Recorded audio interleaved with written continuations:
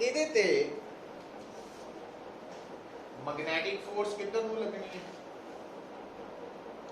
ਕਿਹੜੇ ਫਾਰਮੂਲਾ ਤੋਂ ਪਤਾ ਲੱਗਣੀ, ਕਿਹੜੇ ਲਾਅ ਤੋਂ, ਕਿਹੜੇ ਰੂਲ ਤੋਂ, ਫਲੈਮਿੰਗਸ। हाँ ਹੁਣ ਆਪਾਂ ਲਾਈਏ ਇੱਥੇ तो फील्ड अंदर ਨੂੰ ਹੈ,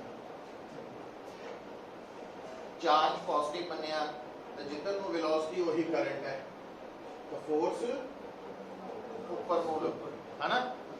ਹੁਣ मैं थोड़ा जिहा ਜਦੋਂ ਮੈਨੂੰ पता लग गया फोर्स ऊपर ਨੂੰ लगनी है तो मैं प्रेफर करना भाई एंटर करन लगे वेलोसिटी आ चार्ज है और फोर्स इधर ਨੂੰ ਲੱਗ ਰਿਹਾ। ਨਾਲ ਹੀ ਇੱਕ ਗੱਲ ਯਾਦ ਰੱਖਣੀ ਹੈ ਪੁੱਤ, ਜਦੋਂ ਵੀ फोर्स ਤੇ वेलोसिटी ਇੱਕ ਦੂਜੇ ਦੇ ਕੀ ਹੈ, परपेंडिकुलर है ना। इस केस ਤਾਂ ਉਹਨੇ ਕੀ ਕਰਨਾ, ਜਦੋਂ ਵੀ फोर्स की डायरेक्शन वेलोसिटी दे तो अलग है, हट के है, हट के का मतलब पैरेलल नहीं है, एंटी पैरेलल नहीं है, बाकी जी मर्जी तो जो पाथ है ना वो कर्व्ड हो जाना, स्ट्रेट नहीं रहना। ਜਦੋਂ भी किसी बॉडी पे लगन वाली फोर्स की डायरेक्शन वेलोसिटी नालों अलग होए, अलग का मतलब ना पैरेलल होए ना एंटी पैरेलल, कोई होर एंगल होए 5 डिग्री 10 डिग्री 20 डिग्री 25 डिग्री, तो उसका पाथ कर्व्ड हो जाना। ਇਹਦਾ मतलब ਹੁਣ ਇੱਥੇ पाथ स्ट्रेट नहीं रहना, की रहना, कर्व्ड रहना, कर्व्ड रहना है ना। ਹੁਣ ਇਹ ਜਿਹੜਾ कर्व्ड पाथ है वो ਕਿਹੜੀ शेप ਚ ਹੋਏਗਾ, ਹੁਣ कर्व्ड पाथ ਤਾਂ पैराबोलिक भी है, एलिप्टिकल भी है, सर्कल भी है। तो ਹੁਣ ਇੱਥੇ ਕੀ ਦੇਖਣ ਚ ਆਏਗਾ ਪੁੱਤਰ कि ਜਦੋਂ ਵੀ ਚਾਰਜ पार्टिकल मैग्नेटिक फील्ड च एंटर करेगा with velocity perpendicular to magnetic field, तो उसका पाथ कर्व्ड होएगा, पर कर्व्ड भी केड़ा, सर्कुलर, सर्कल वाला। अच्छा तो इसका मतलब हुण उन्हें सर्कल च चलना है,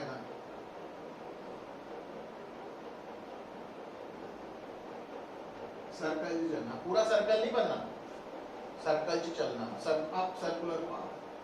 क्यों, क्योंकि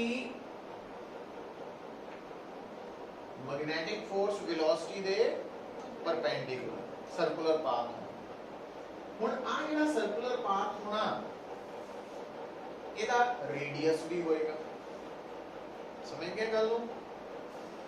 ਹੁਣ ਜਿਹੜੀ ਗੱਲ याद रखनी ਤੁਸੀਂ ਲੋਕਾਂ ने कि ਜਦੋਂ भी ये रिजल्ट याद रखना, ਜਦੋਂ भी charge particle uniform magnetic field च एंटर करे और एंटर करते वक्त उसकी वेलोसिटी मैग्नेटिक फील्ड के परपेंडिकुलर होए, तो angle between velocity and magnetic field 90 degree होने करके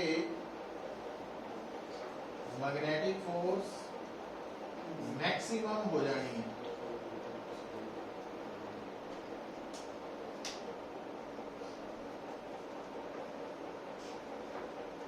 मैक्सिमम हो जानी है और पाथ की होना वा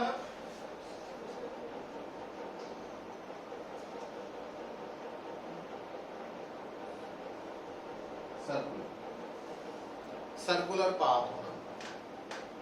हुण ये जिहड़ा सर्कुलर पाथ है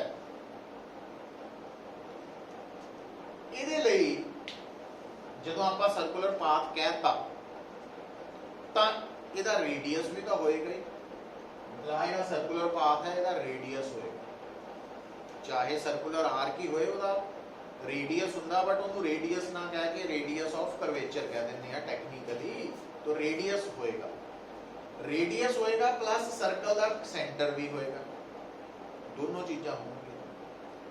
हुण तुसीं कहोगे कि आ जिहड़ा सर्कुलर पाथ है ਇਹਦਾ रेडियस कितना वा, ਇਹਦਾ सेंटर कित्थे है ना। ये क्वेश्चन माइंड जाते कि नहीं आते, बोलो आते। हुण नाल ही कुछ गल्लां जिहड़ियां कि टैक्नीकली +1 ਲਈ भी उन्नियां इंपॉर्टेंट है जिन्नियां +2 ਲਈ मतलब कंपीटीशन ਲਈ कह लो जिद्दां मर्जी इहनूं समझ लो। देखो पुत्र जदों भी किसी बॉडी ने सर्कल च चलना ना तां ओहदी वेलोसिटी सर्कल दे ऊपर किसी भी पॉइंट ते अलोंग द टेंजेंट होनी है। ठीक है। हुण दूसरी गल जदों भी किसी बॉडी ने सर्कल च चलना तां वेलोसिटी दी डायरेक्शन हमेशा चेंज होनी है।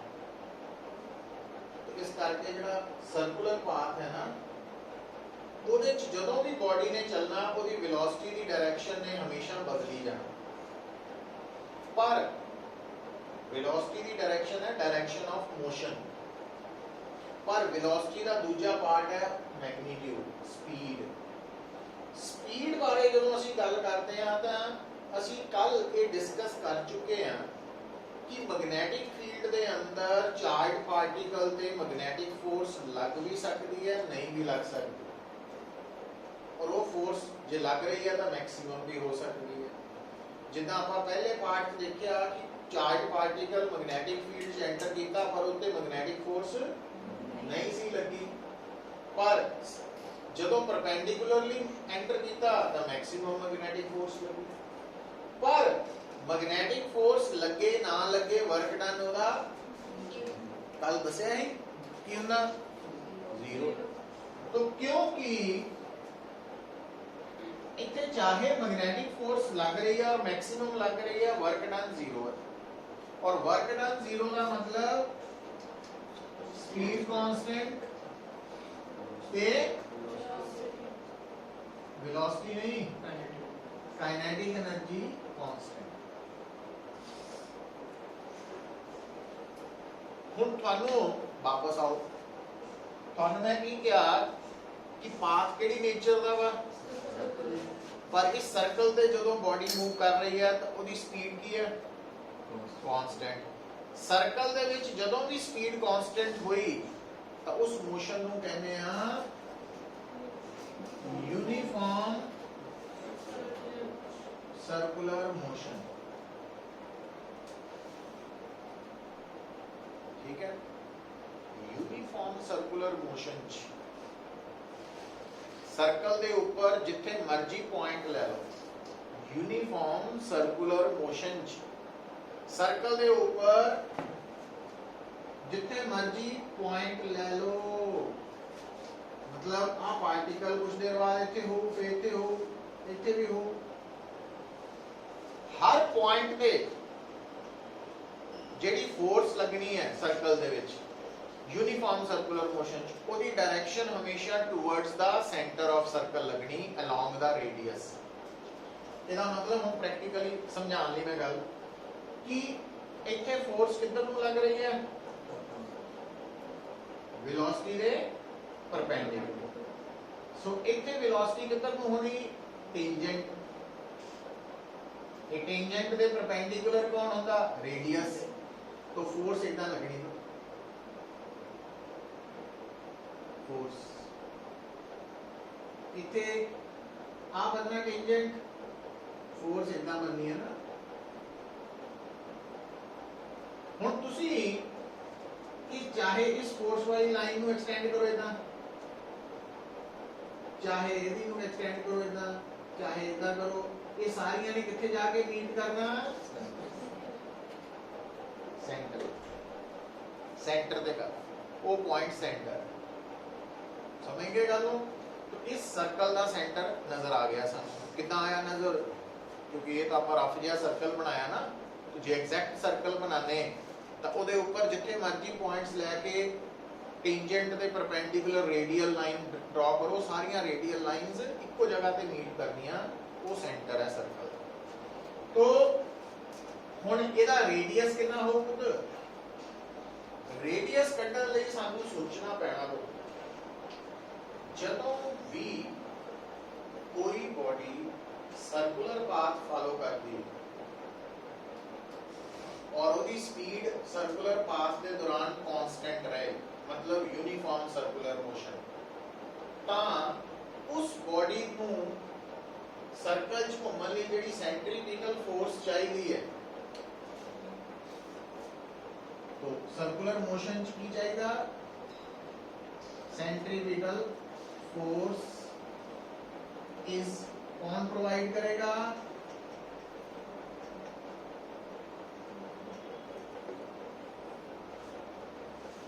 बॉडी पे लगन वाली वो फोर्स जिहड़ी अलोंग द सेंटर या अलोंग द रेडियस एक्ट कर और इस केस च अलोंग द रेडियस केड़ी फोर्स एक्ट कर रही है एफएम तो इसका मतलब इस केस दे विच सेंट्रीपिटल फोर्स ਨੂੰ ਲਿਖਣ ਦਾ ਫਾਰਮੂਲਾ ਤੇ ਆ फोर्स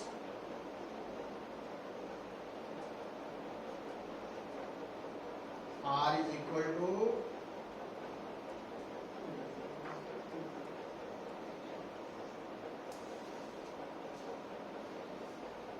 तो जदों भी कोई चार्ज पार्टिकल मैग्नेटिक फील्ड च एंटर करे और एंटर करते वक्त उसकी वेलोसिटी अगर मैग्नेटिक फील्ड के परपेंडिकुलर है उन्हें केड़ा पाथ फॉलो करना स्पीड की रहनी तो नेचर ऑफ सर्कुलर मोशन की होनी यूनिफॉर्म सर्कुलर मोशन च सेंट्रीपिटल फोर्स केदे बराबर होनी उतों रेडियस ऑफ सर्कल निकलना तो रेडियस ऑफ सर्कल या radius of curvature of circle किया जा सकता क्योंकि पूरा नहीं ना है तो उस सर्कल के रेडियस ਨੂੰ ਕੱਢਣ ਦਾ ਫਾਰਮੂਲਾ ਜਿਹੜਾ ਆਇਆ तो वो डिपेंड करेगा चार्ज पार्टिकल के मास पे